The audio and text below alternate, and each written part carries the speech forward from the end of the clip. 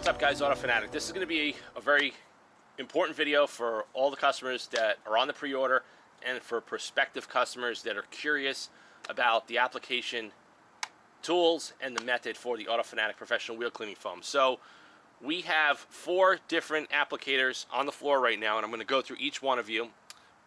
They all have the same amount of mixture. So for the test today, we did 4 ounces of wheel cleaner to 1 gallon of water.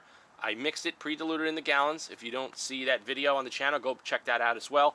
So we got the IK9, the IK 1.5 foam. We have a Griots Garage pump-up foamer, and we also have a generic spray bottle with a foaming trigger sprayer, which I don't recommend, but I'm going to show it to you guys anyway. So I'm going to go through the entire video. We're going to show the IK 1.5 with the 3 different nozzles. The IK units come with 3 nozzles to change the density of the foam, and that's another reason why I really love the IK foamers. They just work really well, and these were instrumental in the R&D of our chemistry to get it to foam and do exactly what we wanted. So I'm going to get the camera closer. We're going to break this up into several different sections. We're going to foam up my wheel. This is not going to be a wheel cleaning demo. This is just a demo of the foam and the density of the foam, and I'm going to show you guys each different tip, and you guys can make your informed decisions as far as which applicator you prefer. A lot of guys are concerned about space and value, and they're picking up a lot of these on my store, but to be honest with you, if you really want to do the best job and get into the barrel with the wand and just have a longer yield of just pulling that out whenever you need it, the IK9 is the way to go, because this requires a lot of pumping to do all 4 wheels around the car, whereas I could charge the IK9 and I could foam up the wheels of my car in one shot without pumping it. So I think that's better for efficiency. It just does a better job, offers better coverage, better atomization, and better density of foam. So let's get the camera moved, and we're going to get started for you guys. First one we're going to use here is the traditional foaming trigger sprayer. These are cheap. I don't really like them because almost every single one that I've tested, they all leak from under here, and this is similar to what you get at the auto parts stores with some of the foaming, so-called foaming acid wheel cleaners with the cheap triggers, and they leak all over your hands. So, I mean, this is definitely better than using a traditional trigger sprayer, because trigger sprayers aren't going to atomize and produce the foam that we need. So here we go.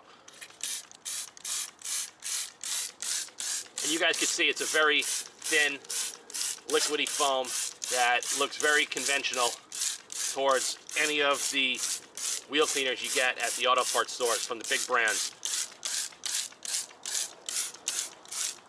And it's already, you can see it, it's already leaking all over my hand. So that's why I think these things absolutely suck, and they're not worth for anybody to use. Foam, and it's just running off the wheel too quickly. It's not going to have enough time to dwell and reactivate that brake dust. So it's all going to pull up down into the bottom of the wheel. It's leaking all over my hands. This is the solution for anybody out there. I do not recommend, but if you're really in a pinch and you don't care about the leakage and what you're getting here, then you know this will be for somebody that's on a budget and doesn't want to invest in a foamer. So I figured I'd just show it. The first one on the chopping block here, I don't recommend it. That's the reason why. You guys see it here. We're going to rinse this rim off now, and then we're going to move over to the next unit. The next foamer we're going to show you here is the Griots Garage foamer. These are made in Italy. This apparatus is used by multiple vendors in Europe, and it's very well made. It's got an air relief valve here, but this does not come with interchangeable nozzles, so it only comes one way. And I'm going to unscrew the nozzle here just to show you guys the packing, and it's got some yellow felt pads. You see that? You could actually add and subtract these if you like. That's something that I found out. It's got the Viton seal, so this is safe for pretty much all chemicals, and it does a good job. The only problem is with these handheld foamers, they don't hold a large capacity, and they just require a massive amount of pumping. So the trick to a lot of these foamers is the chemicals you're using. A lot of chemicals weren't designed around this application. So if you take a snow foam product or a car wash product, it is so difficult to get a proper mix ratio and properly diluted to actually push through the nozzle head, through those foam packings, and through the nozzle effectively. So the chemistry is pretty much the most important to the success of a foaming cleaner. So here we go here.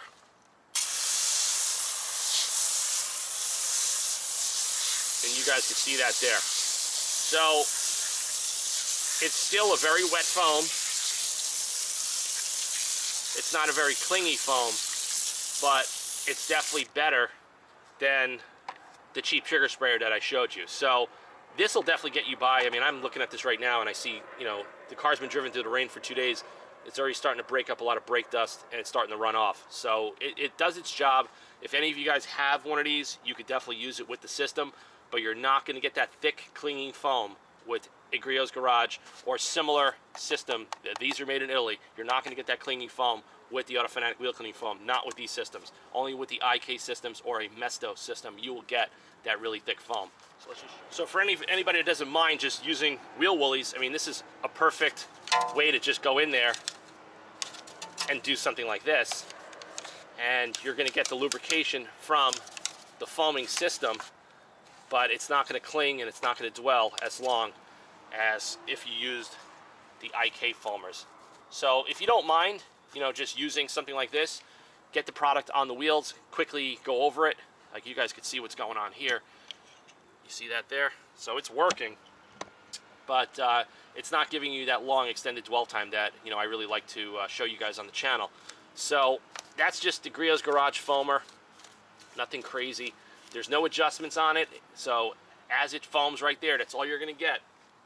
No matter how many ounces of solution, that's pretty much all you're going to get. And you're going to probably have to pump this thing 30 times. You see it's already running out of steam to do each wheel. And I've actually, during testing, I've pumped this thing over 100 times to do all 4 wheels, and it's very exhausting. So that is the drawback to these little guys. So guys, we're over at the IK 1.5 now. I just want to show you how this unit is different than the other units on the market. It gives you different nozzle right here by colors. You have orange, you have green, and you have gray. The nozzles are attached right inside. You have to unscrew the chamber. So here's the foaming mechanism of the IK 1.5, as you guys can see there. This is the gray nozzle. They all come pre-fitted with the gray nozzle, and you just push that right in here like that until it clicks in. Then you're going to take your draw straw and just pop it right in there, screw it onto your container like I show, and pump it up and charge it. So I'm going to pump this up for you guys. I'm going to show you. This is with the gray nozzle on the IK 1.5 foam. Alright, so guys, we're fully charged. So this is the gray nozzle on the IK 1.5 foam. So just pay attention to the density through the various nozzles that I'm going to change throughout this demo. And the gray works really well on both units, the 1.5 and the IK9. And it gives you a nice clingy foam. You get in there, but you can't get into the barrel that well. So you can get the product into the barrel, and then you're inevitable. You're going to have to get a wheel woolly because you're not going to get full coverage. And that's just the nature of different car manufacturers and different wheels and getting back in there to the brake calipers. But as you can see, it gives a nice clingy foam, and you could also swap it out to these other 2 nozzles that come in the kit. So I'm going to rinse this off. I'm going to switch over to a new nozzle, and I'm going to show you how that thing foams up as well. So I switched out the nozzle now to the orange nozzle on the IK 1.5 foam. So take a look at the density difference between the gray and the orange.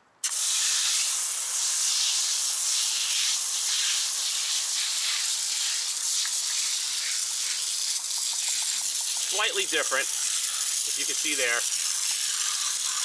but this one's going to give a little bit better wetting action, and you can see it there in the runoff on the bottom. But that's the problem, it runs out of steam so damn quickly.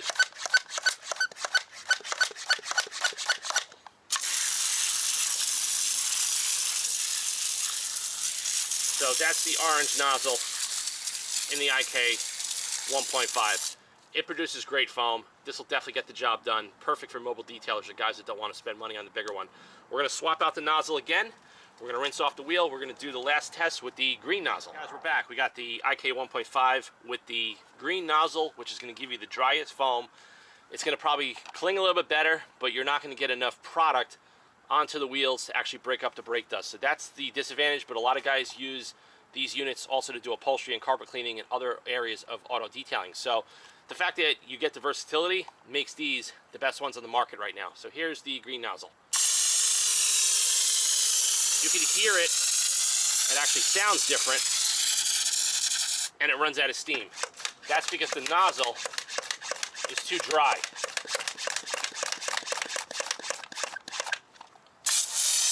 That's why the green nozzle is not recommended. And I actually think this is a problem for a lot of products that go through here. Okay? So you can see it there. It's just too dry of a foam, and it's not really what you need. So the preferred nozzles on the IK9 and 1.5 are the orange and gray. We're going to hose this off now. We're going to move on to the IK9. I'm going to show you a little bit about that unit and how it works. All right, guys, here's the IK9. You guys have seen this on my channel for months. Just want to show you a couple of features of it if you're not aware of it or haven't seen it being used. Down low, we have a drain plug, and there's a rubber O-ring on that. You have to make sure whenever you drain it, you do not lose that rubber O-ring, because this will leak. And if you have the solution in here, you'll come back the next day, it'll be all over your garage floor. Over here is your pressure relief valve. It has incremental marks of red and green. I usually pump it till it's green, and that gives me enough juice with a gallon of solution in here to pretty much do the entire four wheels of a car. You guys always see it in my demos. This gives you a nice long wand, so you can kind of get into the barrel. So the wand is just going to give you better coverage, and this is the advantage I feel as far as doing really wide sports car wheels, SUVs, and all of that. So you can kind of get the product all the way in there, whereas with the handheld ones, you can't really do that. And this is also going to give you much better atomization and coverage. So the first demo we're going to show you is with the orange nozzle on the IK9 with the same solution of product that I showed you in all other units so far in this video. So here we go.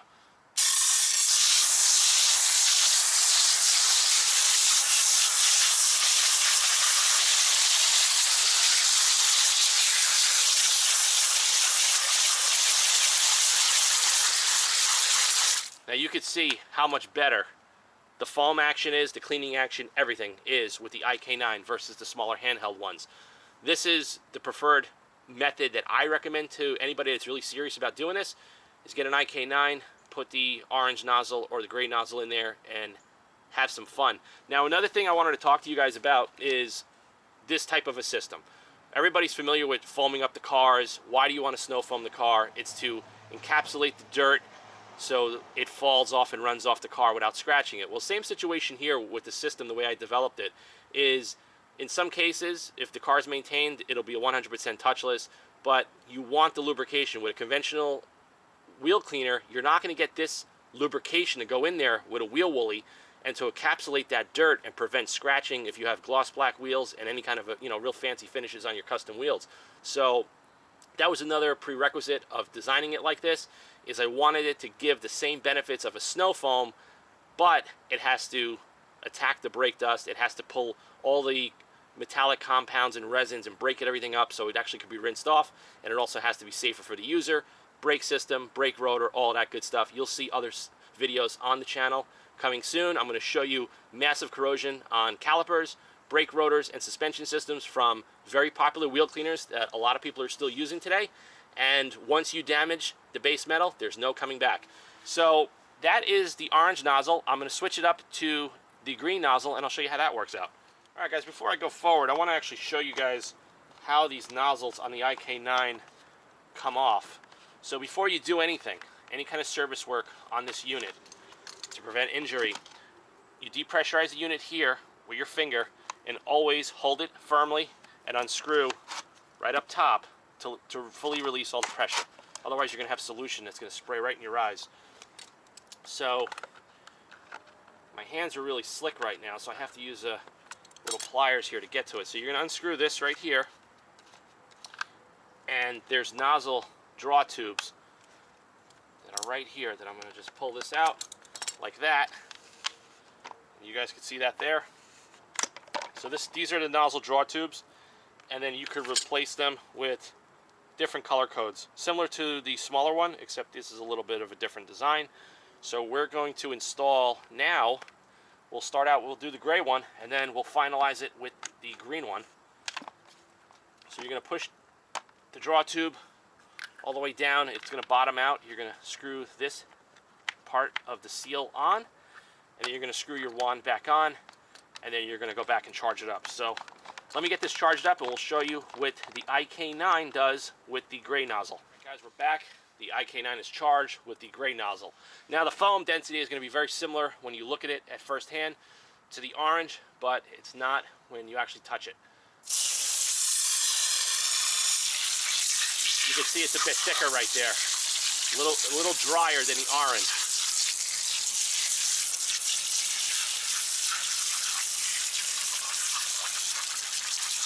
Okay, so you can definitely see the difference between the two different nozzles. Now the green nozzle is going to be even drier than this, but you can just see how thick it is. That's like snow foam thick right there. That's with the IK9 and the gray nozzle. So you guys can see that there. So we're going to switch it up. We're going to finish off the test, and I'm going to give you a couple little important reminders on these units for storage and safety. So let me switch this up to the green nozzle. We'll do that test and we'll wrap up this video. So this is the final test with the green nozzle on the IK9. You see how it's struggling? You see that? This is why you don't want to use the green nozzle in either unit. It comes out really thick, but you're not getting that atomization. You're not getting that coverage. So this is not recommended. So if anybody gets your IK9 foamers from me or from some other vendor, just use it as I show you here. Use the gray or the orange nozzle. Don't use the green nozzle. You can see that there. So it's not very effective. So I'm going to move stuff around. I'm going to clean up, and I'm going to tell you a couple of little important tips if you guys have these foamers on how to store them and depressurize them before you put them away. All right, guys, this is the conclusion of the demonstration I put together for you guys regarding all the foamers. Now, a lot of customers have been asking, hey, can I store the solution in the foamer? Absolutely, you can store it. I also recommend picking up the gallon jugs, pre-mixing it so you can just pour it in these things. You don't have to worry about trying to measure and mix based on the gradients of the container. It's just going to confuse everybody, and everybody's going to go nuts. So if anybody's got the Griots Garage foamer, you have to depressurize the foamer here. There's a little depressurization wheel, and after you do that, give it a little bit of a twist, because there will always be some residual pressure in there. Give it a twist, make sure it's fully depressurized, screw it on tight, and you can put this back on your shelf. Now the IK, same situation. This one you're going to want to unscrew the reservoir. So with the IK 1.5, you don't get that pressure valve. I mean, you're supposed to push down on here, but I don't think it's really going to do much. So you're just going to unscrew it, fully depressurize it until you don't hear anything anymore, squeeze it back on tight, and that goes back on your shelf. Now the IK9, this is a little bit of a different scenario, and you guys have to do this as I'm showing you. Otherwise, you're going to make a mess if you go to change a nozzle. Now, you got your depressurization here. Okay.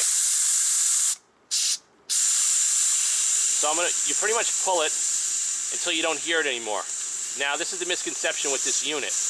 A lot of people think that as soon as you pull it out and you don't hear it anymore, that it's fully depressurized, but it's not true. If you go to unscrew the drain plug, it's going to shoot out. There's still pressure in here. So you have to, you could use your 2 feet, like I'll show you here. You hold on to the unit, and you're going to unscrew the top. You heard that there, and it's bubbling up.